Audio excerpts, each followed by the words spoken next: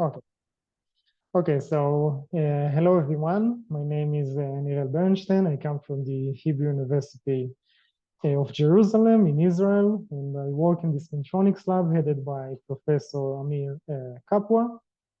And I'm here to tell you about our recent work on spin torque-driven Skyrmion resonance in a frustrated iron tritium-2 crystal that was measured at room temperature. This work was done in close collaboration with the Professor Wang's group from the Chinese Academy of Science. So magnetic skyrmions are topological magnetic textures that are characterized by a topological number. This property gives the skyrmion its topological protection. Combining this with the fact that skyrmions can be manipulated by relatively low spin currents, they make a promising platform for memory bit carriers. They're anticipated to be energy efficient and more dense as compared to the domain wall-based racetrack memory.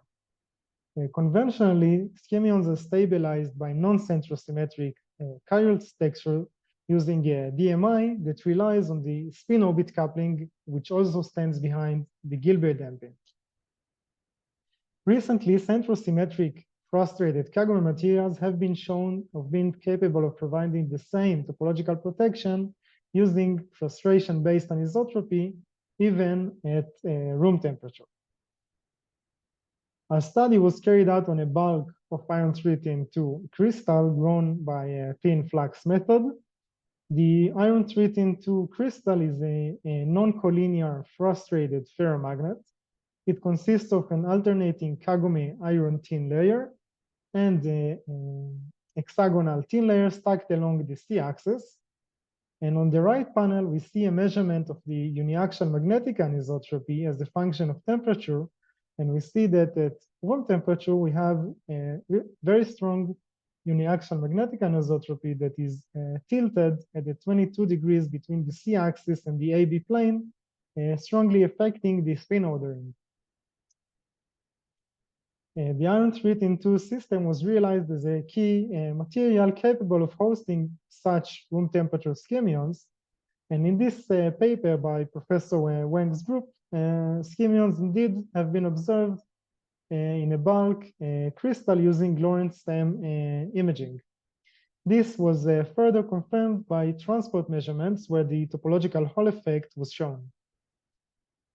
These observations makes the iron tritium-2 a promising candidate for skyrmion memory devices. In my work, I study the crystal from the point of view of skyrmion dynamics. So I used the spin torque-driven optical ferromagnetic resonance system to measure the skyrmion dynamics. And RF current excites the FMR by converting charge current to spin currents due to the broken symmetries of the crystal. And the out-of-plane component of the magnetization is probed using a femtocycled pulse laser that is locked to the RF source. The pulses travel through an optical delay line that provides the phase resolution of the measurement. So in fact, this is actually an optically probed STFMR. And on the right, we see a SEM image of the bulk crystal together with schematics showing the electrical contacts and the probing laser beam. And eventually, we measure a sinusoidal response in time for various values of the externally applied magnetic field. So this is an example of a typical measurement taken at 14 gigahertz. And this trace shows the temporal evolution of the magnetization as a function of the externally applied magnetic field. And from this trace, we can extract both the amplitude and the phase response of the magnetization. And it is readily seen that resonant excitation takes place at around 300 millitesla. The top right panel shows in green the amplitude response constructed by extracting the amplitude as a function of the external magnetic field, and indeed reveals a clear Lorentzian shape resonance. And the phase response is indicated by the red line, And we notice that the shape of the curve looks as expected, but instead of the expected 180 degrees that a single resonance should acquire, the response here acquires 360 degrees. And the reason for this is that the response actually consists of two resonant excitations. In fact, the second resonance is also seen in the amplitude response in green, and appears in the slight kink at around 250 millitesla. And now the lower right panel shows the extracted amplitude response for the two resonance modes in normalized units, and the dashed orange line indicates one of the modes, while the dashed blue line indicates the other.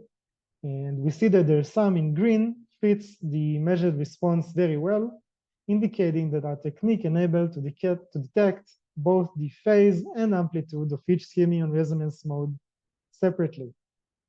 However, it is known that in principle, Skyrmion resonance should comprise of three modes. But we do not observe a third mode here, and this is because the topological protection of the texture stems from frustration rather than DMI, and frustration supports only two modes as predicted by Leonov in the reference shown here.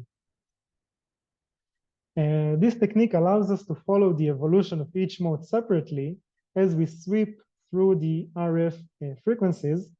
And on the right panel, we see the out-of-plane component of the resonance for the two excitation modes. And the signature of the phase transitions is imprinted on the dynamical measurements. On the left, we see the extracted resonance field dispersion for the two modes. And we see that on lower fields, we have a very inhomogeneous behavior that gradually, starting from around 150 millitesla, seems to homogenizes, reaching a texture that is characterized by the relatively straight lines. So actually, we observe the phase transitions from the dynamical measurement. Next, we tend to study the dynamics using numerical simulations, and the simulation solves the Landau-Lifshitz-Gilbert equation for discretized media, and it enables us to insert the different magnetic fields of our material system, such as the Zeeman exchange and the different anisotropies. Then, by minimizing the system energy and probing the out-of-plane component of the magnetization, we can get a snapshot of the magnetic texture. We then repeat this process for different values of the external magnetic field and obtain the evolution of the magnetic phases. And indeed, we see that we start at low fields. The texture is very inhomogeneous and kind of random. And as we increase the external magnetic field, the texture seems to homogenize, reaching a bubble lattice until we finally saturate the medium at the high fields. The unique stamp of the magnetic phase is also seen from the calculated frequency response. And we achieve the frequency response by calculating the texture's response to an impulse. And as can be seen, similar to our measurements, starting from a certain field, the resonances, starting from a certain field, the response becomes linear, while below that certain field, the response looks much more scattered. Obviously, we see a correlation between the homogeneity of the texture and the scattering of the resonance parameters. The numerical description matches our measured results quite well, and what we see here is the basic fundamental behavior of our system, which we can measure and simulate, from which we can resolve the phase transitions taking place in the R310-2. Using the dynamical simulation, we identify the high frequency mode to be the breathing mode, while the lower frequency mode to be the counterclockwise mode. Our measurements takes place in the time domain, and at certain conditions, we notice that the response becomes non-sinusoidal. To be specific, an additional harmonics arises. And for example, the data that is shown here that was taken for 10 gigahertz, the generation of the additional harmonic can be readily resolved by the Fourier transform that is seen on the right panel. And we see that the harmonics are highly dependent on the external magnetic field. And the more complete picture is obtained if we plot the spectrum for a larger range of fields. The trace shown here describes the exact conditions for generating the second harmonics. And this high harmonic stems from the shallow magnetic potential that permits our system to reach the nonlinear large precession angle regime. So to summarize, here I show that using our experimental technique, we're able to follow the evolution of the two modes separately. This allows us to phase resolve the magnetic texture from the dynamical measurements. And we also showed the generation of high harmonics that are generated due to the shallow magnetic potential taking place in our crystal. And with these experiments, we better understand the unique dynamics of iron 3tin2, the iron 3tin2 crystal, and in general, the dynamics of DMI-free Skyrmions. And with that, I'd like to thank you. I'll be happy to take Thank you very much. Thank you very much, Nirel, for this very complete and detailed presentation with very nice TEM pictures and all of the data. Okay, let's see if we have some questions.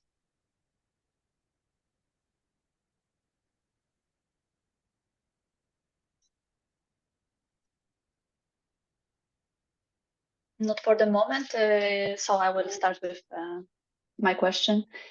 Did you study if the Skyrmions in this material can move, actually, or it was not studied?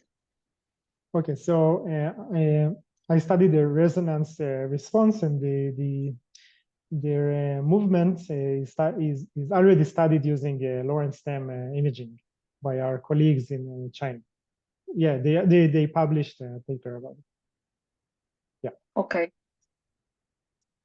And what would be the next step for your research? So next step, we want to further study the generation of the second harmonics, and maybe try different orientations that might result in different textures, and we will study their dynamics also. Okay, yeah, so great. Okay, so thank you very much. We will go now to the next